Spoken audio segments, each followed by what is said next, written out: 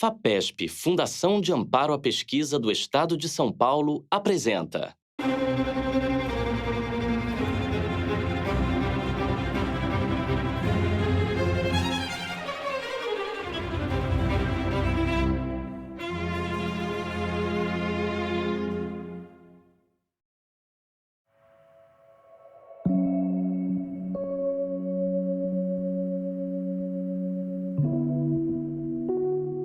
O Brasil é um país mega diverso.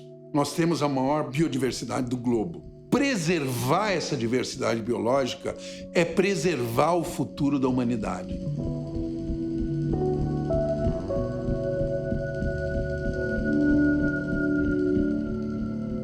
Biologia, se a gente for pegar pela etimologia da palavra, significa estudo da vida, né? Estudo de seres vivos. Só que eu acho que, para mim, abrange muito mais coisa, né? Uma ciência muito mais complexa que só estudar o metabolismo de diversos seres vivos. Para mim, a biologia é a ciência que estuda a vida, seja ela humana ou animal, vegetal, mineral. Tudo que está no nosso ecossistema do planeta Terra, a biologia estuda. Biologia, tanto eu sei, eu estudo a vida. E o que eu sei é tudo que eu li até hoje, tudo que eu vi na escola. Eu dei uma procurada por fora também, porque eu gosto do tema. Mas é basicamente isso, estudar a vida e como ela evoluiu, como ela se desenvolveu ao longo do tempo. Biologia é o estudo da vida, é a ciência que estuda a vida. E é o que eu quero fazer depois que eu sair daqui do ensino médio. Bom, meu nome é Miguel Treffaut Rodrigues. Eu hoje sou professor da Universidade de São Paulo, aqui do Instituto de Biociência, Departamento de Zoologia, e me interesso por répteis e anfíbios, onde está centrado o meu trabalho. Desde que eu sou menino, comecei a me interessar por isso. O meu projeto de pesquisa visa, especificamente, entender as relações de parentesco entre espécies da floresta atlântica e tentar entender a sua história com base em dados genéticos e paleoclimáticos. E o meu foco principal, então, é tentar entender sobre vários aspectos a ecologia, a evolução, a diversidade de espécies, a relação de parentesco entre as espécies, para tentar construir ou reconstruir o panorama da evolução das espécies com a paisagem aqui na América do Sul. E para você tentar entender o que tem na Floresta Atlântica, você tem que ter o domínio da fauna da região neotropical de répteis e anfíbios. Então, eu preciso trabalhar em todas as localidades: Caatinga, Cerrado, Amazônia, os campos rupestres, as dunas de São Francisco. E isso tem levado à descoberta de inúmeras novas espécies. Ou seja, o trabalho da gente é um trabalho de pesquisa básica ainda, não é? Mas tudo que a gente faz em pesquisa, em última análise, visa, mais cedo ou mais tarde, a melhoria de condições de vida do homem na face da Terra. Da área da biologia, eu gosto bastante do estudo dos insetos, dos répteis, dos anfíbios. É um estudo bastante importante, porque a partir do estudo desses pequenos animais, a gente consegue trazer benefícios para a gente, né? Olha, minha área favorita é a parte da botânica. Mas eu também gosto de estudar a evolução, gosto de estudar a parte de citologia. Eu li um pouquinho sobre as teorias do Darwin e tudo mais, acabei gostando dessa parte. Mas acho que a parte que eu mais me identifico, mais gosto, é a parte da botânica. Das aulas eu gosto mais quando a gente relaciona o ser humano com o ambiente. Então a gente percebe como ele afeta a gente e como a gente afeta ele nessa relação recíproca, mas nem tão harmônica às vezes. Olha, o nosso projeto, ele utiliza dados genéticos, não é? De espécies de répteis e anfíbios que ocorrem ao longo da floresta atlântica. Então, a gente coleta o material, a gente amostra tecidos, um pedaço de fígado, um pedaço de músculo, não é? A gente vai para o laboratório, esse material passa por uma extração de DNA e depois ele passa por uma extração e sequenciamento de DNA. Com base nisso, a gente monta, então, uma árvore de relacionamento, uma árvore de filogeografia relacionando as populações dessas áreas geográficas. Então, por exemplo, a gente tem a história de toda essa linhagem ao longo da Floresta Atlântica. O que nós fazemos?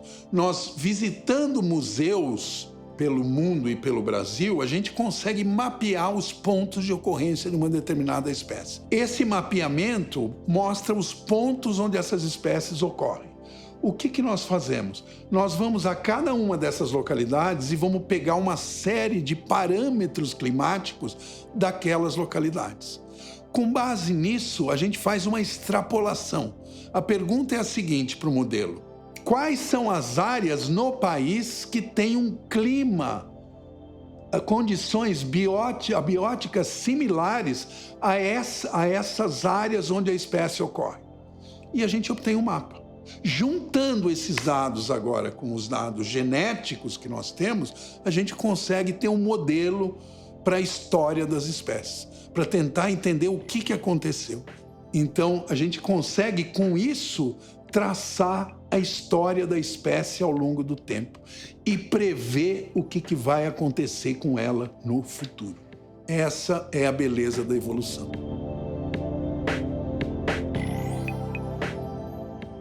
Sobre os anfíbios e os répteis eu sei o básico, que eles são os grupos de cordados e que eles têm um determinado tipo de tecidos e sistemas e órgãos e que eles são ovíparos, então eles têm as relações deles com eles mesmos e com os outros.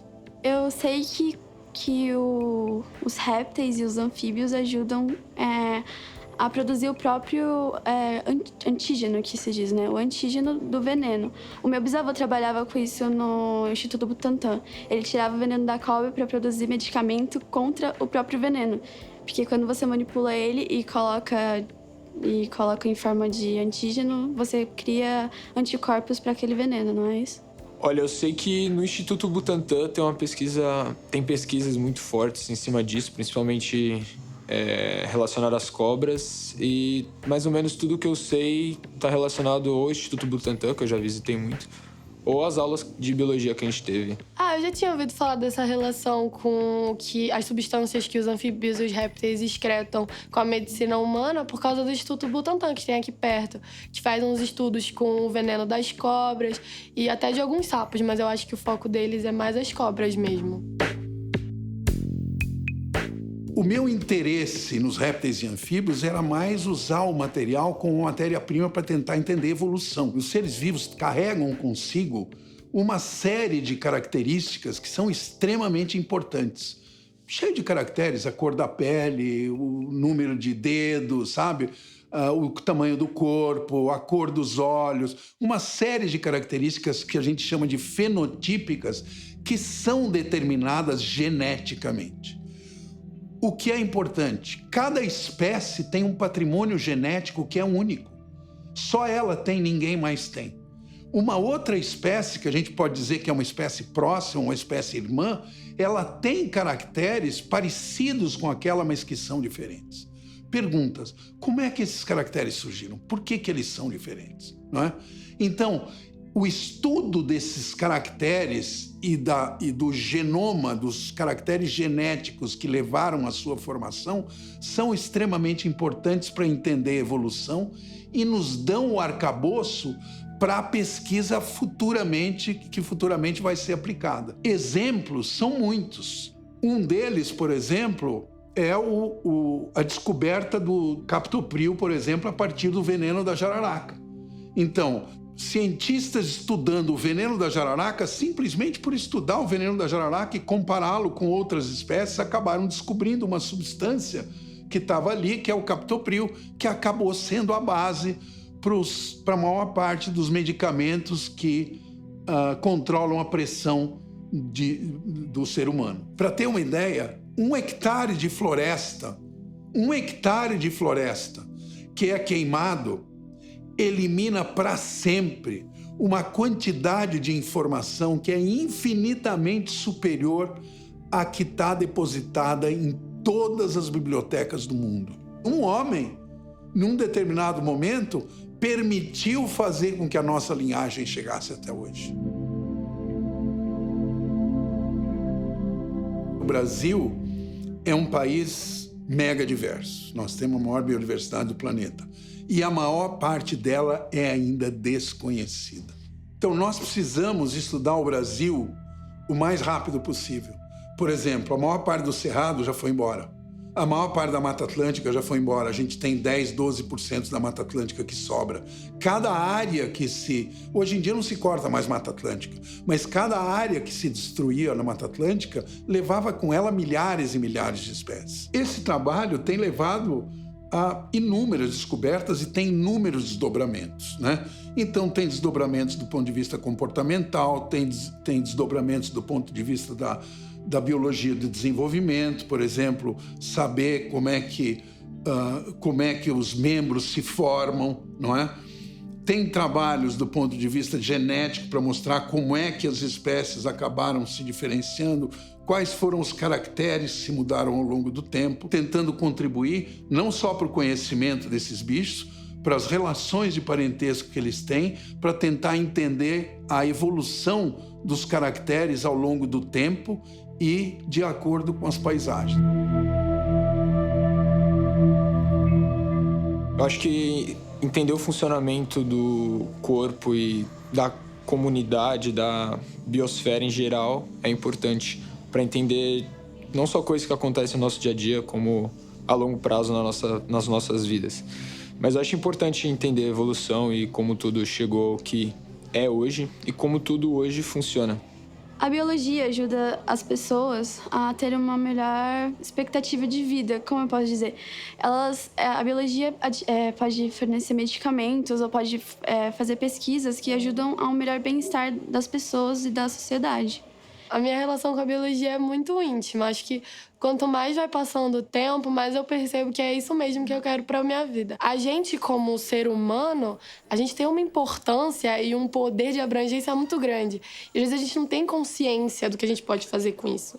Então eu acho que é muito importante a gente se estudar para se entender e poder melhorar toda essa estrutura que a gente tem. Eu acho muito importante isso. Esse projeto não seria absolutamente nada, não teria valor nenhum, nem jamais teria conseguido os resultados que obteve, se não fosse o apoio da FAPESP e o apoio de todo o grupo de colegas que eu tenho aqui no departamento, e especialmente os meus alunos de iniciação científica, de mestrado, de doutorado, meus alunos de pós-doutorado, e os colaboradores que eu tenho. Uma equipe super entusiasmada, disposta a enfrentar todas as dificuldades possíveis, voltar para o laboratório, trabalhar com material, inclusive no laboratório molecular. Esse trabalho ele é difícil, não é fácil. A gente não tem sábado, não tem domingo, não tem feriado, não tem nada. Eu e meus alunos e a minha equipe, a gente viaja pelo Brasil inteiro, nos lugares mais recônditos. Vai lá, como tivemos agora, o apoio do Exército Brasileiro para fazer uma expedição ao Pico da Neblina, que é a região menos conhecida do país, não é? Então a gente está lá e a gente enfrenta dificuldades, mas a retribuição em termos científicos é enorme.